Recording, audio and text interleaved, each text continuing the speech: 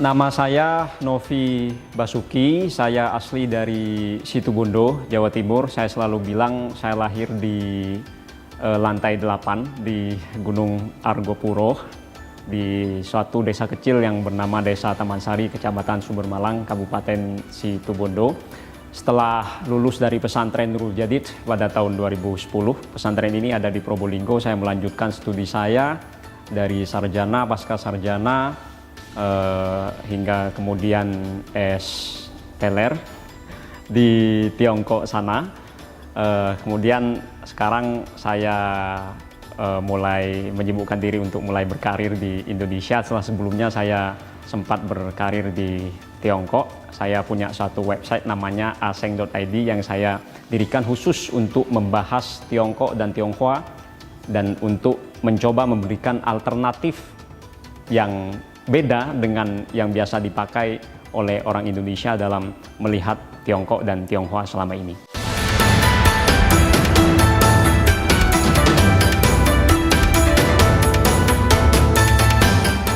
Banyak sekali orang yang bertanya kepada saya pertanyaan kenapa sebagai seorang santri bisa tertarik untuk belajar kepada Tiongkok. Ini tidak hanya orang-orang dalam tanda kutip pribumi yang menanyakan seperti ini, bahkan orang-orang Tionghoa pun juga bertanya demikian. Karena selama ini dua komunitas ini acap dipandang berada dalam hubungan diametral. Kurang lebih kalau diumpamakan bagaikan air dan minyak yang tidak bisa bersatu. Cuma kalau kita mau menengok ke belakang, menengok kepada sejarah bahwa kita meyakini, saya sebagai muslim, itu ada suatu hadis yang dikatakan oleh Nabi Muhammad SAW yang menyatakan bahwa kita harus utlubul ilmah walau bisin. Kita harus belajar walau sampai ke negeri Tiongkok sana. Kenapa Rasulullah mensabdakan seperti ini? Saya yakin beliau sudah bisa melihat jauh ke depan bahwa di Tiongkok itu ada berbagai macam hal yang positif yang layak kita pelajari oleh orang Indonesia khususnya dan oleh muslim umumnya.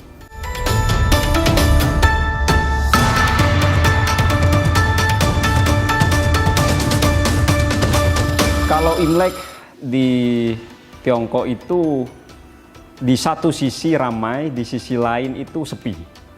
Ini mungkin keseimbangan yin dan yang. Ramai karena orang-orang mulai pulang kampung untuk merayakan perayaan Hari Raya Imlek ini. Sepi karena orang-orang berbondong-bondong untuk pulang kampung untuk merayakan perayaan ini. Jadi keduanya berpadu dengan seimbang.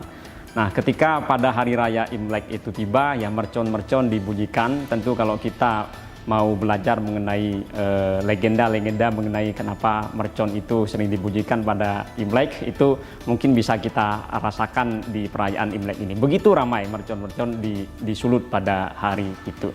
Nah, coba saya sebagai mahasiswa di Tiongkok pada saat itu merasakan kesepian karena teman-teman saya itu pulang kampung semua.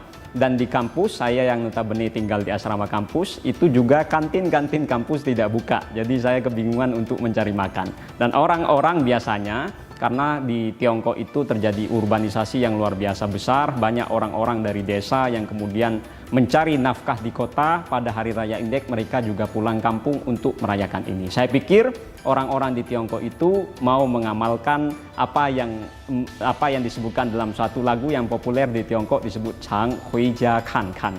Seringlah pulang untuk melihat orang tua. Demikian.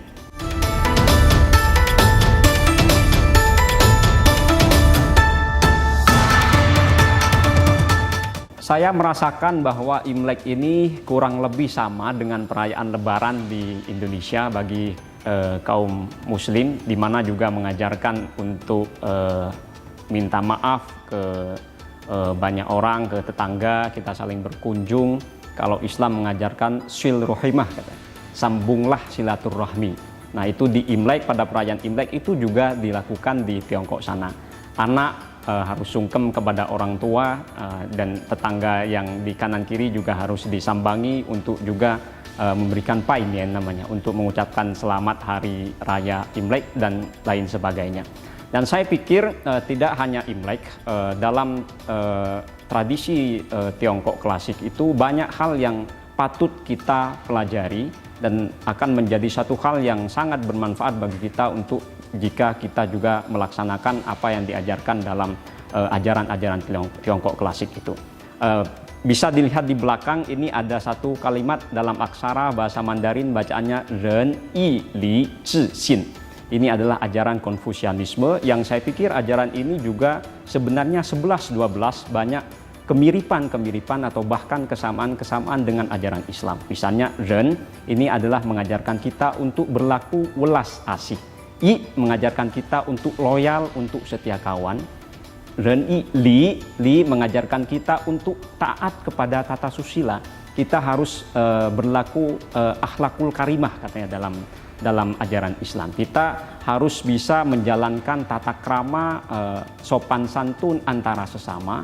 Kemudian C, ini adalah kita harus bersikap arif dan bijaksana. Sin, ini yang terpenting juga, kita harus bisa menjadi orang yang layak, yang bisa dipercaya. Demikian.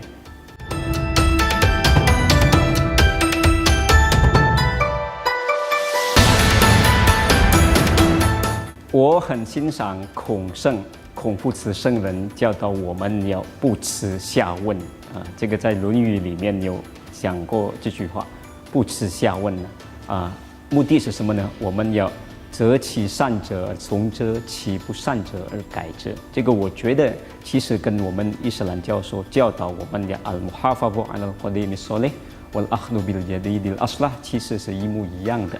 Saya artikan dulu ya.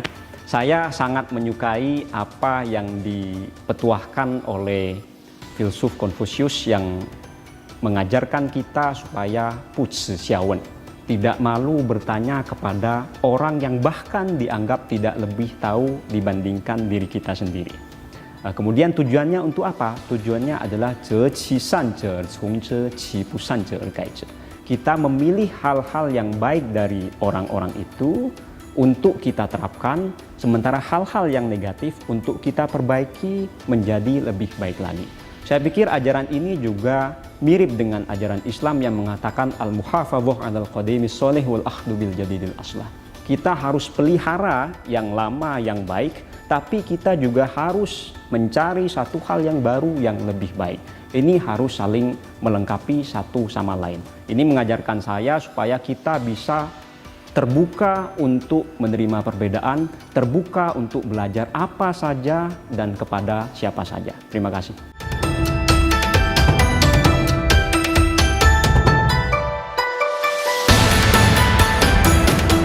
Selama belajar di Tiongkok, saya banyak mendapatkan pelajaran dengan melihat bagaimana orang-orang Tiongkok, terutama generasi mudanya itu mempunyai spirit yang luar biasa besar untuk mengubah nasib.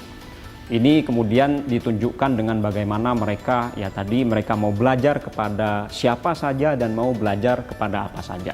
Tentu untuk bisa melakukan hal seperti itu, ini diperlukan suatu keterbukaan. Nah, dengan terbuka kita bisa tidak sekaku kanibo kering. Nah, itu yang menurut saya perlu kita terapkan di Indonesia ini. Generasi-generasi muda bisa mau belajar kepada siapapun dan belajar apapun untuk mencari hal-hal positif yang bisa kedepannya diterapkan di Indonesia ini untuk turut memajukan bangsa dan negara kita ini. Terima kasih.